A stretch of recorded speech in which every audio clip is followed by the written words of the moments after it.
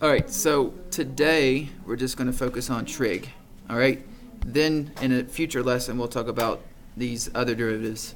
Transcendental just again means logarithmic or exponential, but we'll talk about them later. So for right now, let's just focus on these 6 rules and applying them, and then later on we'll learn the other ones. So remember, there's 6 trig functions. They all have derivatives, and I don't have time to prove them. I wish I could. But they come from the difference quotient. They come from f of x plus h minus f of x over h. Remember, unless you can prove it that way, it's not a rule to begin with. So all of these have been proven using that formula.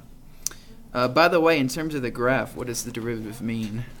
I keep asking you that because it's important you realize what that means. So when you find the derivative, that's right. If you plug an x value into the derivative equation, it gives you the slope of the tangent line on that graph.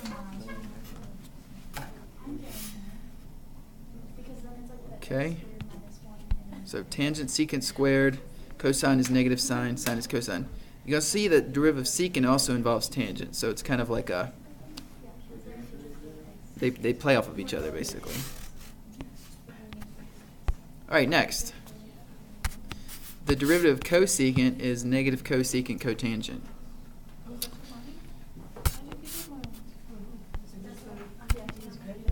The derivative of secant is secant tangent. You can see these are very similar to each other. Like they both involve 2 trig functions. One is negative cosecant cotangent, the other one is secant tangent. And like I said, if you go back and look at the derivative of tangent, let's just get rid of this, it's secant squared. And if you look at the derivative of secant, it's secant tangent. So they both involve each other basically. And then the last one, derivative of cotangent, is negative cosecant squared. It's a lot of derivative of tangent, which is secant squared. So cotangent is negative cosecant squared. So you do have to know those. I mean, there's just no way around it. You have to memorize them. And that's pretty much it. Let's apply, let's see here.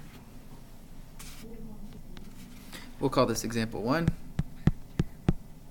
So just using the trig derivatives, let's say f of x is equal to sine of x times cosine of x. And we want to find f prime of x, so we want to find the derivative. So we will use those rules for derivatives of trig functions, and we're also going to be using the product rule. Okay? So we want to go ahead and label sine and cosine f and g, right? Like we learned before. So we'll call that f and we'll call that g. Or you can label a, b, it doesn't matter. And then the product rule says f prime g, right? Plus f g prime. Alright, so let's figure out f prime. F prime would be the derivative of sine, which is what? Cosine.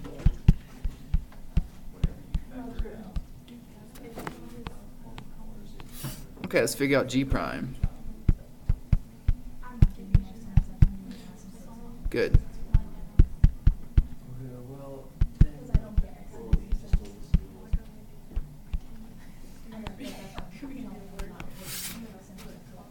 All right, so I'll just write this formula one more time. F prime g plus f g prime, and then plug that stuff in.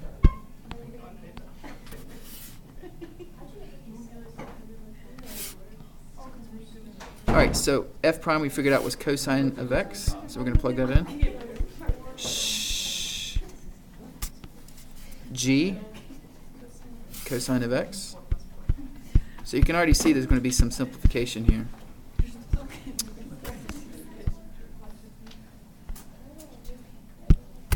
All right, plus f, which is sine, right?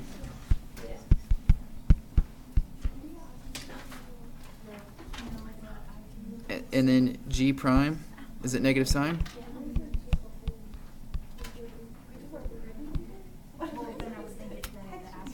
Now, good. Right. right, so when you square cosine, you put the 2 before like that. And then over here on the right, it'd be minus sine squared.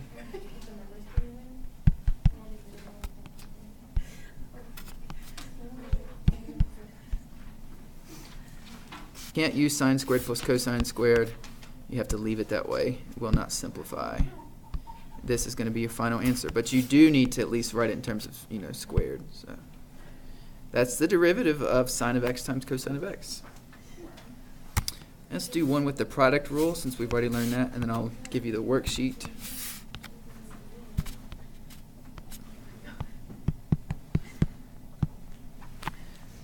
Okay, so let's use something besides sine and cosine. So let's use different notation. D dx means the same thing as derivative. We will do cosecant of x over, let's just do tangent. I mean, we could have done secant and cotangent. It's the same thing. All right, so the top is going to be labeled f. The bottom is going to be labeled g. Who remembers the formula for quotient rule since we did it yesterday? F prime g minus fg prime all over g squared. Okay, good. So that means we need to figure out f prime and g. So f prime is going to be the derivative of cosecant of x.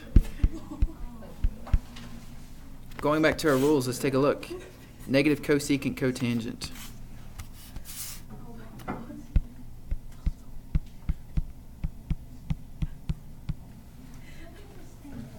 G prime.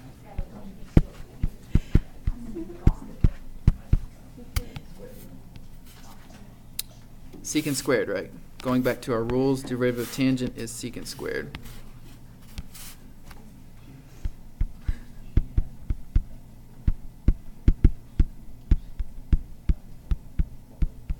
Okay, so again, we're just applying these trig rules to rules we already know, which is the product and quotient rule.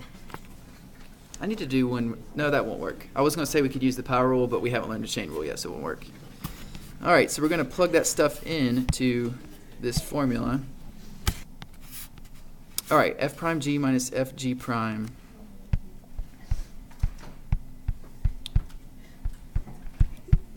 So there's f prime. Then we're going to plug in g.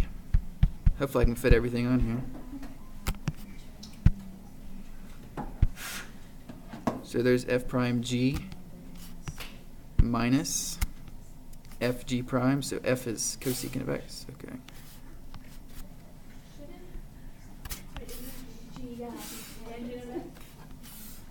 Oh, g is tangent. Thank you. Not g prime.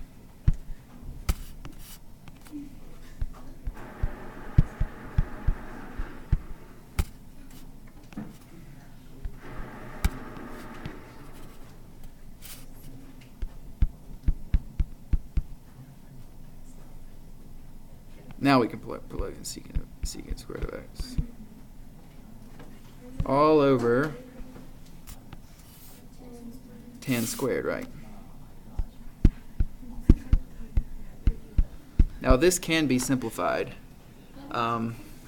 First of all, cotangent and tangent are inverses of each other. When you multiply them, you get 1 back, okay? So they actually just cancel out right away. Okay, this is going to cancel with this, and you're going to be left with negative cosecant. Okay? And then on the right, you're going to have cosecant of x times secant of x. Now, since it's being squared, that means there's 2 secant of x's, and there's a reason I did that. Explain that one. Now again, cosecant and secant are also inverses of each other, so those two will cancel out. There's actually 3 sets of inverse. Or no, there's 3. Sine and cosecant are inverses. Cosine and secant. No, wait a minute. Those aren't inverses. No, think about it. Those are not inverses, so I cannot do that.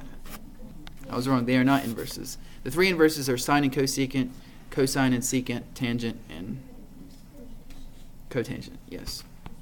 So we could cross the first one out. But what we can do is pull out a cosecant from the top, but they both have cosecant. And actually pull out a negative cosecant of x. So I'm pulling out this cosecant. They both have a cosecant in it. They're both negative. So I'm pulling out that GCF. You'll be left with 1 plus secant x on top. Secant squared, sorry. And on the bottom, you'll still have your tangent squared.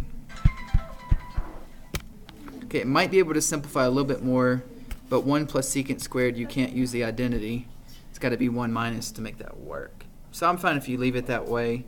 You might be able to do like 1 over sine divided by sine squared over cosine squared, but it's not really worth the effort.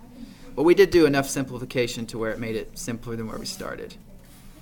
So that's it. So you'll either be applying the product of the quotient rule to simplify these down.